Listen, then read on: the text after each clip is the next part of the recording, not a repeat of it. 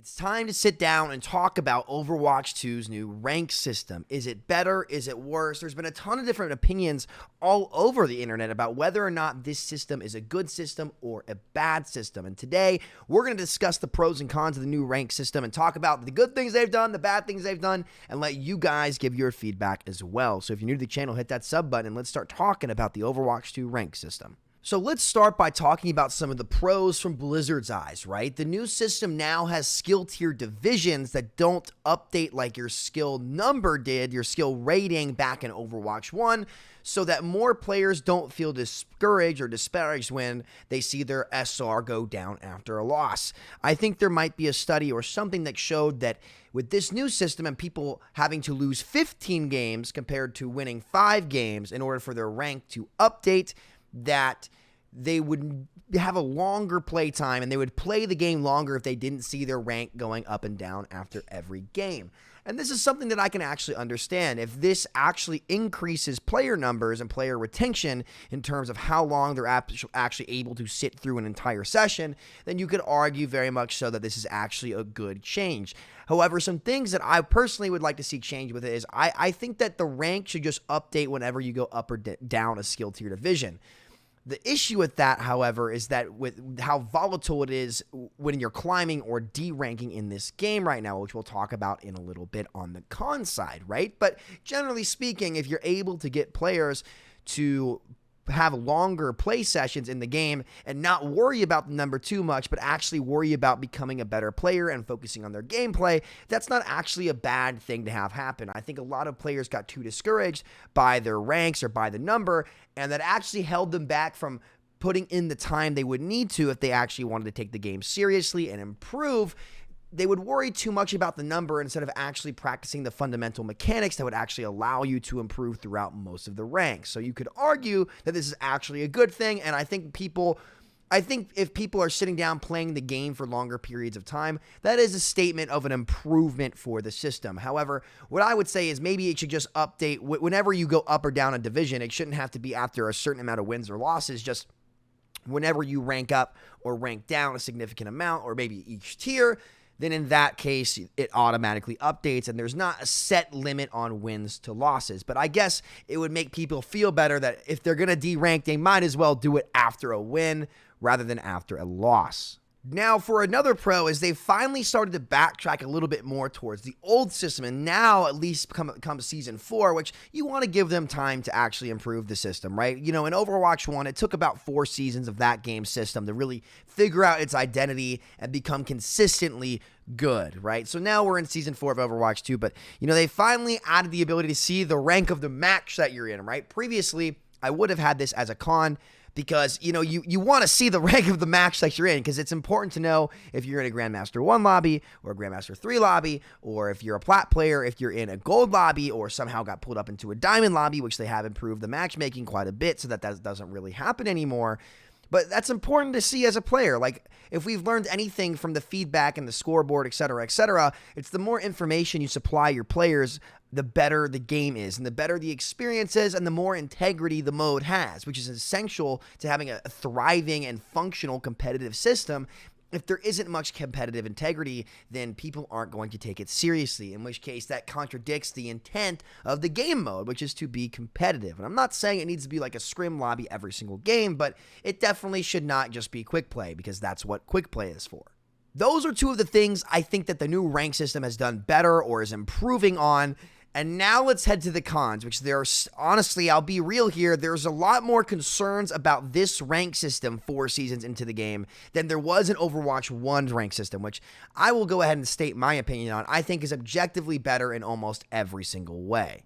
Let's start out with the basics. I think not being able to see your own rank or your portrait or your level portrait in the bottom left corner of your screen when queuing competitive was a horrible change to make. I think they wanted to try to make everyone feel average in the lobby and like feel like, you know, you weren't ranked higher than somebody else. But as the old saying goes, if you try to make everyone special, then no one is special, right?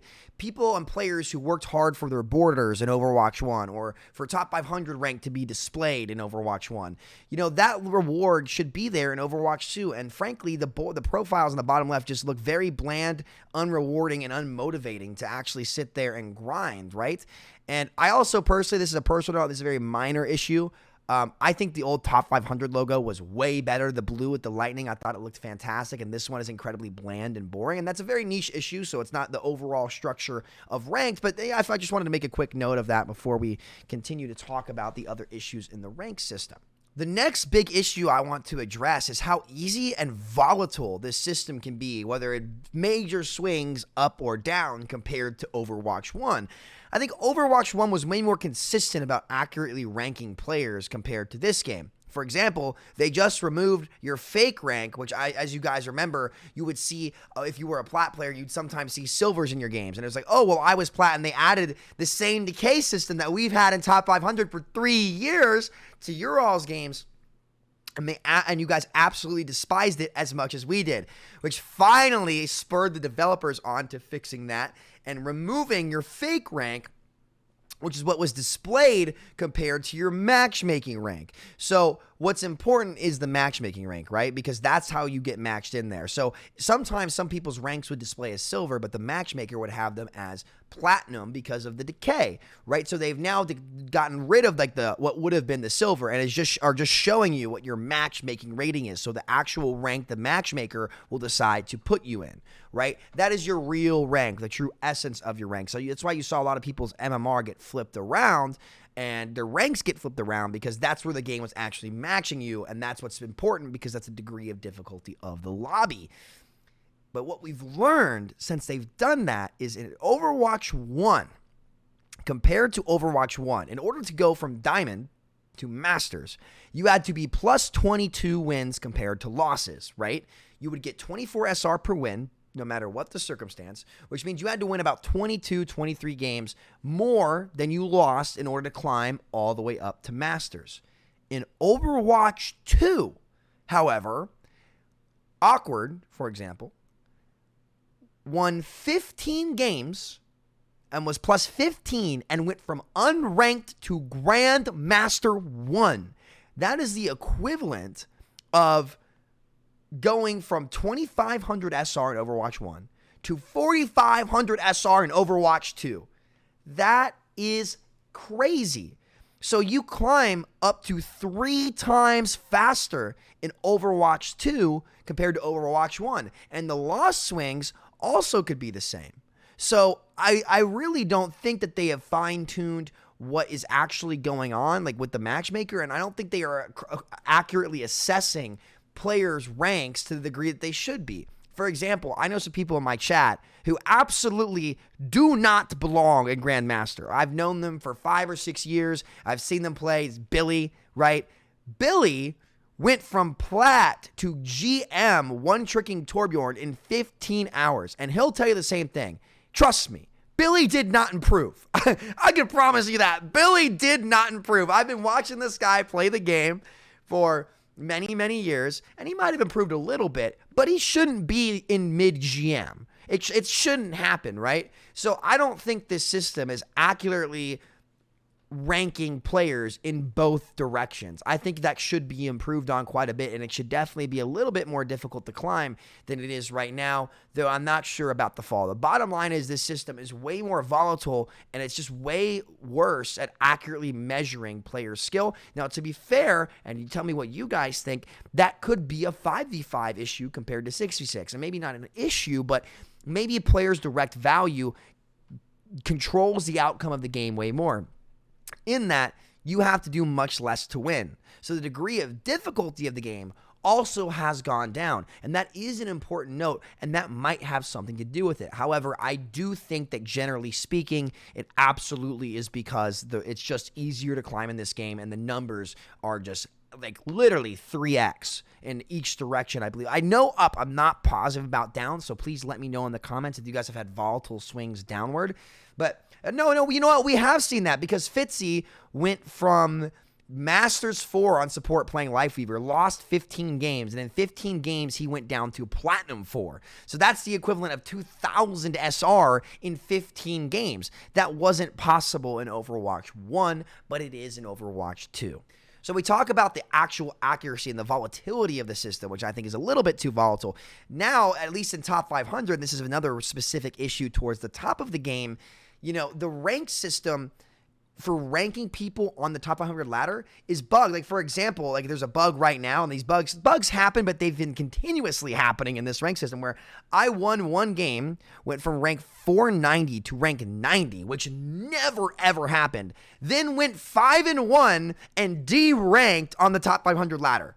Right? It makes no sense. So, like, there's a lot of bugs. And you also, like, when you're in top 500, you should be able to see the numbers or how many games it takes to go between player to player. Because in the previous system, when it was all numbers, you could actually see and read and decipher ballpark how many games you needed to win to jump up on the leaderboards, especially the higher you go. And you might say, well, Samito, that's just a very niche problem. That's the top 500 players. That's not a problem for us. But it is important because the top of the ladder is the figureheads of the game, right? Like, this is where everybody looks like, yo, it's supposed to be the promised land, grandmaster. That's where you want to get to and go. But if the system is worse for GM, it begs the question, why would you even want to climb, right? And that's something that people have learned time and time again. It's like, okay, well, it kind of sucks here because, like, I can't play with my friends, which we'll talk about in a little bit. You can't, if you guys didn't know, you can't stack in GM, but you can in every other rank.